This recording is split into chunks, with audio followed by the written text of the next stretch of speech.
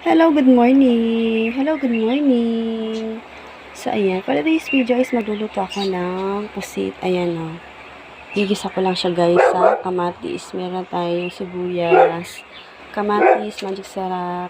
So, ayan lang yung sahog, guys. Since wala kaming bawang, lalagyan ko na lang siya ng konting suka para mawala yung lansa ng ating pusit. So, ayan, ipapainit na ako ng kawali. Lagyan pa natin ng konting mantika. Ayan. So, maggisa na tayo, guys.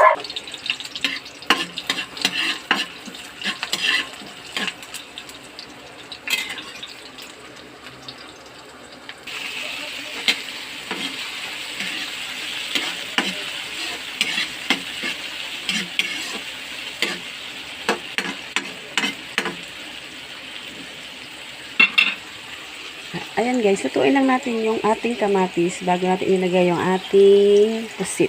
So, lutuin natin yung ating kamatis. So, ayan, guys, nilagay ko na yung ating pusit. Ayan. Nasampotsa ko na din siya. Tapos, lalagyan ko siya ng konting suka para mawala yung kanyang lansa.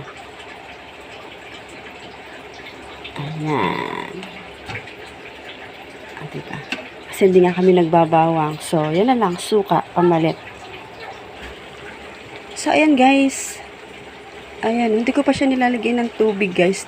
Pero, tignan nyo naman. Ang dami niya ng sabaw. So, yan. Nilalagyan ko na din yan ng mga pampalasa. Tapos, titimplahan ko. Tapos, lalagyan ko pa ng konting sabaw. Alam nyo naman, gusto marami sabaw. Pero, konting-konti na lang ilalagay ko sabaw. So, ayan. Timplahan na natin ang mga pampalasa. So, ayan, guys. Okay na siguro yung sabaw na yan, ano. O, diba? So, ayan. Tinimplahan ko na. Okay na yung lasa niya. So, medyo, pakukuluin ko pa saglit para malesen pa ng konti yung sabaw. Tinikman ko na siya, guys. Masarap na yung lasa. First time kong magluto nito, guys. Kaya, di ko alam kung tama yung proseso ng pagluluto ko. Pero siguro tama naman. Yun lang, guys. Thank you for watching. Please watch po hanggang dulo. Don't skip my ads. Bye-bye.